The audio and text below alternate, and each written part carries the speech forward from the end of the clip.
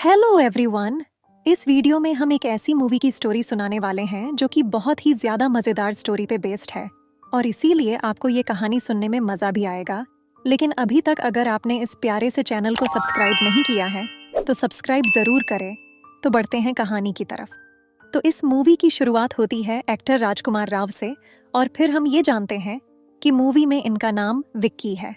और अब राजकुमार राव यानी कि विक्की उत्तराखंड के ऋषिकेश में रहता है। लेकिन अभी हम 20 साल पीछे हैं जब हम ये जानते हैं कि जो विक्की है वो ऋषिकेश के अंदर काफी फेमस है क्योंकि विक्की से अच्छी मेहंदी और कोई भी नहीं लगाता है। यहाँ तक कि गली मोहल्लों में जब भी कोई शादी होती है तो वहाँ पर सभी को मेहंदी लगाने के लिए सिर्फ विक्की जाता है। अब विक्की जिस घर में रहता है उस घर में उसके साथ उसके दादाजी, उसकी बड़ी बहन चंदा, उसका एक छोटा सा भतीजा और एक नौकरानी रहती है।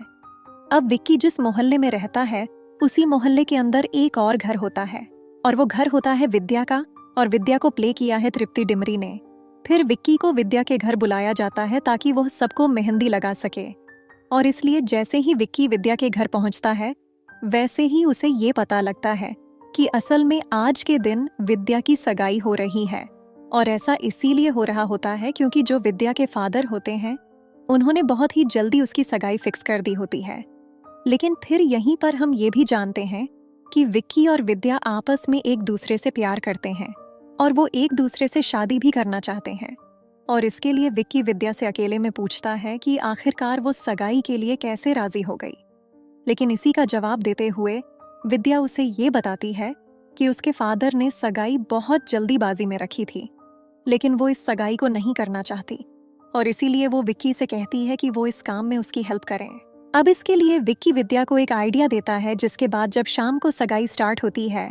तब हम ये देखते हैं कि जो विद्या से सगाई करने आया होता है वो एक्चुअल में एक्टर मनजोत सिंह होते हैं जिन्हें आप सभी ने student of the year movie के अंदर डिम्पी के रोल में देखा था। पर यहाँ पर जैसे ही ये विद्या से सगाई करने आता है वैसे ही विद्या उसे अपना हाथ दिखाती है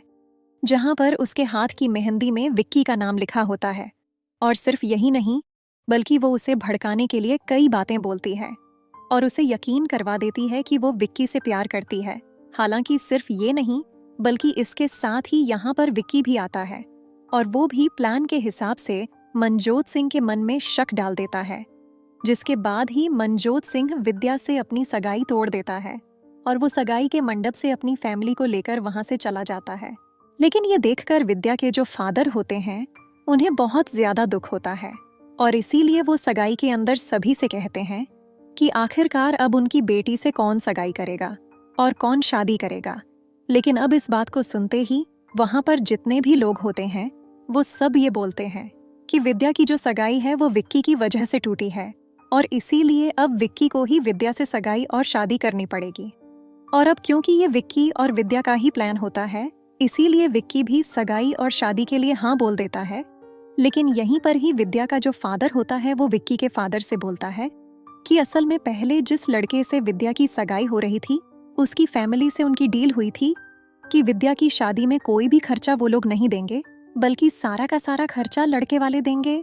और इसीलिए विद्या का जो फादर है वो ये चाहता है कि अब जो शादी होगी उसका सारा खर्चा विक्की और उसकी फैमिली दे। और ये सब इसीलिए क्योंकि विद्या के जो फादर होते हैं वो बहुत ज्यादा कंजूस होते हैं। लेकिन ये बोलकर विक्की के फादर यानी कि उसके ग्रैंडफादर हाँ बोल देते हैं लेकिन कंजूस तो वो भी बहुत बड़े होते हैं। और इसीलिए अगले दिन विक्की के जो दादाजी होते हैं वो विक्की और विद्या की शादी करवाने के लिए उन्हें सामूहिक विवाह में लेकर आते हैं। और आपको ये पता होगा कि सामूहिक विवाह ऐसा विवाह होता है जिसके अंदर कोई एक व्यक्ति या फिर संस्था अपनी तरफ से कई सारे लोगों की एक साथ शादी करवाती है।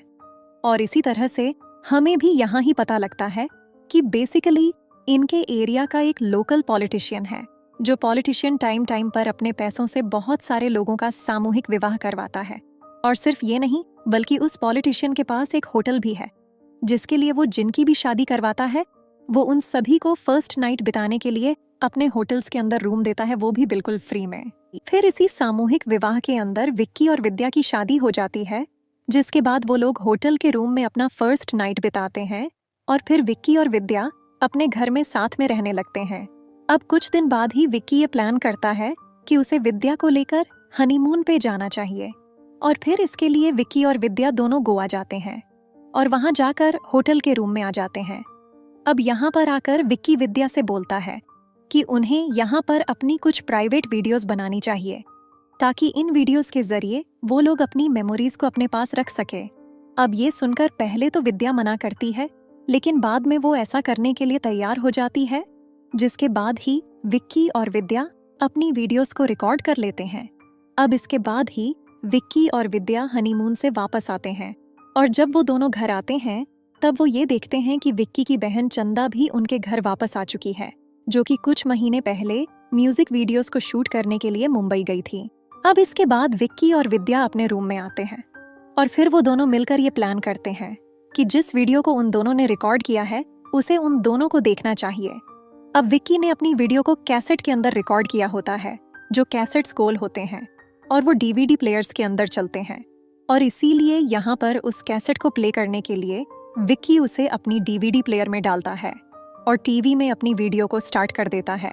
लेकिन जैसे विक्की और विद्या अपनी वीडियो को थोड़ी देर देखते हैं, वैसे ही हम ये देखते हैं कि उन दोनों के रूम के गेट पे विक्की के दादाजी आ जाते हैं, जो कि इस टाइम पर अपना चश्मा ढूंढ रहे होते हैं, और इसीलिए उन्हें देखकर विक्की जल्दी से टीवी बंद कर देता है ताकि वो वीडियो को अपने दादाजी से छुपा सके। इसके बाद ही जब दादाजी रूम से जाते हैं तब विक्की और विद्या दोनों सो जाते हैं, लेकिन इसके अगली सुबह जब विक्की और विद्या उठते हैं तब उन दोनों को ये पता लगता है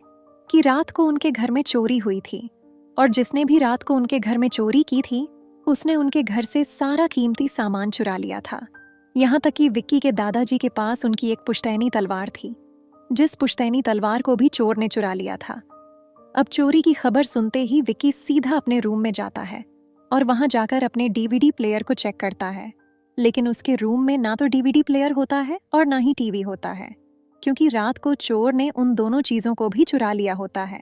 और विक्की की बनाई हुई कैसेट चोरी हो गई है। यह बात जानकर विक्की बहुत ज्यादा घबरा जाता है, लेकिन फिर इसके बाद ही विक्की की फैमिली वाले पुलिस को इन्फॉर्मेशन देते हैं, जिसके बाद पुलिस विक्की के घर आती है और तब हमें पता लगता है कि जो पुलिस इंस्पेक्टर है वो है एक्टर विजय राज, और वही विक्की के घर रिपोर्ट लिखने आते हैं। पर यहाँ आकर जब वो विक्की की बड़ी बहन चंदा को देखते हैं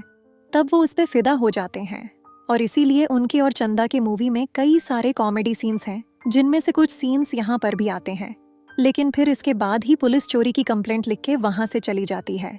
लेकिन विक्की को किसी भी हाल में अपना कैसेट वापस चाहिए होता है, और इसीलिए वो अपने मोहल्ले के चोर बाजार में जाता है, क्योंकि अक्सर कोई भी चोर जब चोरी करता है तो वो अपना माल चोर बाजार में बेचता है। फिर यहाँ विक्की जब चोर बाजार के अंदर आता है तब उसी टाइम पर वहां पर एक पुलिस वाला आता है, पर उस पुलिस वाले को देखकर हमें ये पता लगता है कि वो असल में एक चोर ही है, जिसने कि कुछ टाइम पहले पुलिस की गाड़ी और पुलिस की वर्दी चुरा ली है, और वो इस टाइम पर इन्हीं सबको चोर बाजार में बेचने आया है। लेकिन इसके साथ हम ये भी जानते हैं कि ये बिल्कुल वही चोर है जिसने कि विक्की के घर में चोरी की थी, यानी कि विक्की की बनाई हुई कैसेट भी उसी चोर के पास है। लेकिन यहाँ पर विक्की इसे पुलिस वाला समझता है और इसीलिए वो उस चोर बाजार से बस तहकीकात करके आ जाता है। लेकिन अब इसके 1-2 दिन बाद ही विक्की को एक लड़की दिखती है, जो कि एक फॉरेन की लड़की होती है। लेकिन विक्की ये नोटिस करता है कि उसके हाथों में उसके दादाजी की वही पुश्तैनी तलवार है, जो कि उसके घर से चोरी हो गई थी। और फिर इसके लिए विक्की उस फॉरेनर लड़की से बात करता है और उससे ये पूछता है कि उसके पास ये तलवार कहाँ से आई, जिस पर वो लड़की उसे बताती है कि इस तलवार को उसने चोर बाजार से ही खरीदा है। इसके बाद विक्की उस लड़की को अपने साथ ले जाता है और चोर बाजार के सीधा उसी सेलर के पास जाता है जिसने उसे वो तलवार बेची थी। यहाँ आकर विक्की उसे पीटने लगता है, जिसके बाद ही वो विक्की को बताता है कि असल में इस तलवार को उसने नहीं चुराया है, बल्कि उसके पास बहुत सारे चोर आते हैं जो कि अपना चुराया हुआ सामान उसे बेचते हैं। लेकिन इसके बाद ही वो विक्की को बताता है कि जब वो पिछली बार चोर बाजार में आया था तब उसने उसे देखा था, और सिर्फ यही नहीं बल्कि चोर बाजार में विक्की, जिसे पुलिस वाला समझ रहा था, एक्चुअल में वही वो चोर था जिसने उसके घर में चोरी की थी। अब यहाँ से विक्की को ये पता चल जाता है कि उसके घर में किसने चोरी की थी, और इसके लिए विक्की उससे पूछता है कि आखिरकार वो चोर कहाँ पर मिलेगा, जो सुनकर वो सेलर उसे एक होटल का नाम बताता है, और वो विक्की से कहता है कि तुम्हारा चोर उसी होटल में आता जाता रहता है। अब ये सुनकर ही विक्की सीधा उस होटल में जाता है और जब विक्की उस होटल के अंदर उस चोर का रूम नंबर पता करके उसके रूम में उससे मिलने जाता है, तब वो ये देखता है कि उसका चोर बेहोश पड़ा है और उसके पूरे शरीर पर चोट के बहुत सारे निशान हैं, जिसका मतलब किसी ने उसे बहुत पीटा है। लेकिन अब इसी टाइम पर उसी होटल में पुलिस आ जाती है और वो भी उसी चोर का पीछा करते हुए आती है, क्योंकि पुलिस को यानी कि इंस्पेक्टर विजय राज को भी पता चल गया होता है कि जिसने विक्की के घर में चोरी की है वो इसी होटल में रुका हुआ है। और इसीलिए जब पुलिस रूम के पास आ जाती है तब विक्की भी पुलिस को देख लेता है और पुलिस को देखकर विक्की को ऐसा लगता है कि पुलिस उसी पर शक करेगी कि उसी ने ये सब किया है, और इसीलिए विक्की खिड़की से कूदकर वहां से भागने लगता है। लेकिन तब भी पुलिस विक्की को देख लेती है और वो विक्की को अरेस्ट करके पुलिस स्टेशन में डाल देती है, क्योंकि पुलिस को यह शक होता है कि उस चोर की वो हालत विक्की ने की है। लेकिन फिर इसके कुछ टाइम बाद ही विक्की पुलिस स्टेशन के सेल से निकलकर भाग जाता है और भागते भागते और छुपते छुपते वो सीधा अपने घर आ जाता है।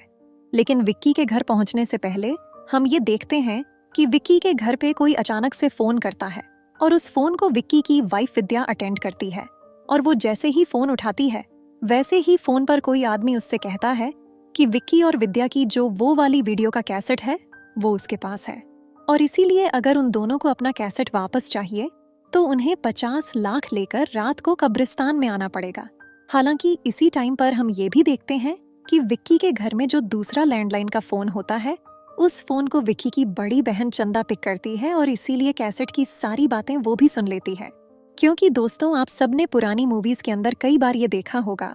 कि वहां पर एक ही फोन का कनेक्शन कई सारे फोन के साथ होता है, और इसीलिए जब कोई एक आदमी लैंडलाइन पर किसी से बात कर रहा होता है तब उसी घर का दूसरा आदमी दूसरे फोन से उसकी बात सुन लेता है।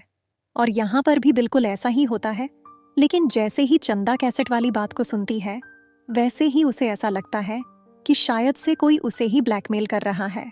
क्योंकि हो ना हो जब वो म्यूजिक वीडियोस को शूट करने के लिए मुंबई गई थी तब शायद से किसी ने उसका वीडियो बना लिया होगा और अब शायद से वही आदमी उसे भी ब्लैकमेल कर रहा है।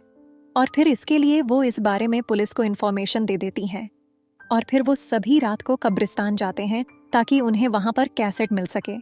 और फिर यहीं पर ही दोस्तों हमें फ्लैशबैक दिखाया जाता है और हमें बताया जाता है कि जिस चोर ने विक्की के घर में चोरी की थी उसी चोर ने एक लेडी से बहुत सारे पैसे उधार ले रखे थे, और इसीलिए जिस दिन विक्की होटल रूम के अंदर चोर से मिलने गया था उसी दिन विक्की के आने से पहले वही लेडी चोर से अपना पैसा मांगने गई थी।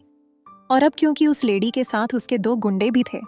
इसीलिए पैसा मांगते हुए उन दोनों ने उस चोर को बहुत पीट दिया था, जिस वजह से उसके शरीर पर चोटों के निशान थे और वो बेहोश भी हो गया था। लेकिन उस लेडी ने जाने से पहले चोर के होटल रूम की तलाशी ली थी, जिस वजह से उसे उस रूम से कई सारे कैसेट्स मिले थे।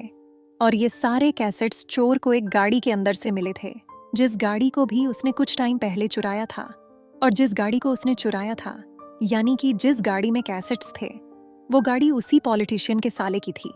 जो पॉलिटिशियन शहर के अंदर शादियां करवाता है। और इस पॉलिटिशियन के साले की बात को याद रखना, क्योंकि ये आगे जाके कनेक्ट होगा। अब इन सब के बाद ही कब्रिस्तान के अंदर हम ये देखते हैं कि सभी लोग कब्रिस्तान के अंदर आ जाते हैं और विक्की और विद्या सीधा उसी लेडी से मिलते हैं जिस लेडी के पास उनका कैसेट होता है। लेकिन जिस टाइम पर इन सब की बातचीत चल रही होती है उसी टाइम पर हम ये देखते हैं कि इसी कब्रिस्तान के अंदर एक चुड़ैल आ जाती है, और ये चुड़ैल बिल्कुल वैसी होती है जैसी स्त्री मूवी के अंदर स्त्री थी। और उस चुड़ैल के आते ही हम ये देखते हैं कि वो सबको डराने लगती है, जिसके बाद ही सारे डर के वहां से भाग जाते हैं। लेकिन वहां निकलने से पहले विक्की के हाथ में उसका कैसेट आ जाता है, जिसके बाद विक्की और विद्या अपना कैसेट लेके अपने घर आते हैं। फिर वो दोनों अपने कैसेट को प्ले करते हैं, पर वो लोग ये देखते हैं कि उस कैसेट के अंदर उनकी वीडियो तो होती है, पर ये वीडियो वो वाली वीडियो नहीं होती जो वीडियो विक्की ने बनाई होती है, बल्कि उसकी बजाय ये वो वाली वीडियो होती है जो वीडियो उनके सुहाग रात पर बनी थी। और ये वीडियो रिकॉर्ड हुई थी होटल रूम में लगे एक हिडन कैमरा से। और अब इस पूरी वीडियो को देखकर विक्की और विद्या समझ जाते हैं कि उनके शहर में जिन भी लोगों का सामूहिक विवाह होता है और जब उसके बाद जब कपल्स होटल रूम में अपना फर्स्ट नाइट मनाने जाते हैं तब उन्हीं सारे होटल रूम्स के अंदर हिडन कैमरा होते हैं और उन्हीं कैमरा से सारे कपल्स की रिकॉर्डिंग की जाती है। इसके बाद ही विक्की भी ये समझ जाता है कि ये सारा काम पॉलिटिशियन के साले ने किया होगा, और फिर इसके लिए विक्की और विद्या पुलिस के पास जाते हैं और उन्हें सारी बातें बताकर उनसे उनकी हेल्प मांगते हैं। जिसके बाद ही विक्की और पुलिस मिलकर सीधा पॉलिटिशियन के साले को पकड़ लेते हैं। लेकिन जब पॉलिटिशियन का साला पकड़ा जाता है और 2-4 चाटे खाता है, तब वो पुलिस इंस्पेक्टर और विक्की को सब कुछ बता देता है और वो उन दोनों को बताता है कि असली मास्टरमाइंड वो नहीं बल्कि उसका जीजा पॉलिटिशियन है। और यह जो वीडियोस रिकॉर्ड होती है यह भी वो उसके कहने पर ही रिकॉर्ड करता है। और पॉलिटिशियन का साला विक्की और पुलिस को ये बताता है कि उसका पॉलिटिशियन जीजा असल में बहुत ही बड़ा ढोंगी है, क्योंकि वो लोगों का भला करने के लिए सामूहिक विवाह रखता है और जो भी कपल्स वहां पर शादी करते हैं उन सभी को अपने होटल्स के अंदर फर्स्ट नाइट मनाने के लिए देता है। लेकिन असल में उसी के आड़ में वो लोग उनकी वीडियो रिकॉर्डिंग कर लेता है और उन सारी वीडियोस को वो दुबई के एक शेख को बेच देता है। हालांकि वो यह भी बताता है कि जिस शेख को वो लोग वीडियोस भेजते हैं उस शेख को उन्होंने आज तक देखा नहीं है, सिर्फ उससे फोन पर ही बात हुई है। अब इन सारी बातों को सुनकर ही विक्की और पुलिस इंस्पेक्टर ये प्लान बनाते हैं कि उन दोनों को पॉलिटिशियन को सबके सामने रंगे हाथों पकड़ना होगा और उसकी करतूत को सबके सामने रखना होगा। अब इसके लिए वो लोग मिलकर एक प्लान बनाते हैं और प्लान के अंदर पुलिस इंस्पेक्टर यानी कि विजयराज शेख बन जाते हैं और वो शेख बनकर पॉलिटिशियन से मिलने आते हैं। इधर विक्की को भी ये पता लगता है कि जो पॉलिटिशियन की बेटी है वो किसी लड़के से प्यार करती है और इसीलिए जब अगला सामूहिक विवाह होता है तब विक्की उसी सामूहिक विवाह के अंदर पॉलिटिशियन की बेटी की भी शादी करवा देता है और सारे कपल्स के साथ वो उन्हें भी होटल रूम के अंदर भेज देता है। और फिर कुछ टाइम बाद पॉलिटिशियन को इस बात की खबर पहुंचा देता है कि इस सामूहिक विवाह के अंदर उसकी बेटी की भी शादी हुई है और वो भी सारे कपल्स के साथ होटल रूम्स में गई है। अब पॉलिटिशियन जैसे ही ये बात सुनता है कि उसकी बेटी भी होटल रूम्स के अंदर गई है, वैसे ही वो बहुत ज्यादा डर जाता है और इसीलिए वो सारे रूम्स में जा जाकर अपनी बेटी को ढूंढने लगता है। लेकिन अब क्योंकि होटल रूम के अंदर बहुत सारे कमरे होते हैं और उसे ये पता ही नहीं होता कि उसकी बेटी कौन से रूम में है, इसीलिए वो अपनी बेटी को ढूंढ नहीं पाता है। और फिर इसके लिए वो ये डिसाइड करता है कि जिस हार्ड डिस्क के अंदर वो सारी वीडियोस बनकर रिकॉर्ड हुई होंगी वो उस हार्ड डिस्क को ही तोड़ देगा ताकि कोई भी वीडियो बाहर ही ना पाए, क्योंकि इसी तरह से वो अपनी बेटी की वीडियो को शेख के हाथों जाने से बचा सकता था। लेकिन जब वो पॉलिटिशियन हार्ड डिस्क को तोड़ने जाता है तब वो ये देखता है कि वो हार्ड डिस्क पहले से ही शेख के हाथ में है, यानी कि विजयराज के हाथ में है। लेकिन जब पॉलिटिशियन उससे हार्ड डिस्क मांगता है तब वो उसे नहीं देता। फिर वो हार्ड डिस्क को उठाकर बाहर आता है और उसे सबके सामने ले आता है, लेकिन पॉलिटिशियन भी उसका पीछा करता है और वो ये देखता है कि शेख सीधा विक्की के पास पहुंच गया है और वो पॉलिटिशियन विक्की से कहता है कि वो हार्ड डिस्क को छीन ले और उसे तोड़ दे। लेकिन विक्की वो हार्ड डिस्क लेता है और वो बाहर सभी लोगों से कहता है कि उन लोगों को ये देखना चाहिए कि इस हार्ड डिस्क के अंदर क्या है, क्योंकि आखिरकार इसके अंदर ऐसा क्या है जिसे लेकर कर ये शेख भाग रहा था और पॉलिटिशियन इसे तोड़वाना चाहता है। अब विक्की की बात को सुनकर सभी लोग एग्री करते हैं, जिसके बाद ये विक्की सबके सामने हार्ड डिस्क को प्ले कर देता है और हार्ड डिस्क के अंदर जो वीडियो प्ले होती है वो और किसी की नहीं बल्कि पॉलिटिशियन की बेटी की होती है। लेकिन वीडियो के अंदर पॉलिटिशियन की जो बेटी होती है वो कहती है कि डैड विक्की भैया ने मुझे आपके इस काम के बारे में पहले ही बता दिया था और इसीलिए मैं ये जानती हूँ कि आप हिडन कैमरे से सबकी वीडियो रिकॉर्डिंग करते हैं। अब ऐसा करके विक्की पॉलिटिशियन की सच्चाई को सबके सामने रख देता है। लेकिन पॉलिटिशियन की सच्चाई को जानकर ना सिर्फ उसकी बेटी बल्कि उसकी बहन, उसकी बीवी और यहाँ तक कि उसकी मदर भी उससे नफरत करती है और शहर के जो सारे लोग होते हैं वो भी पॉलिटिशियन के ऊपर बहुत ज्यादा गुस्सा होते हैं, जिसके बाद ही पॉलिटिशियन को भी अपनी गलती का एहसास होता है और वो ये समझ जाता है कि जिन लड़कियों की उसने आज से पहले वीडियो बनाई थी वो सारी लड़कियां भी किसी की बहन और किसी की बेटी थीं।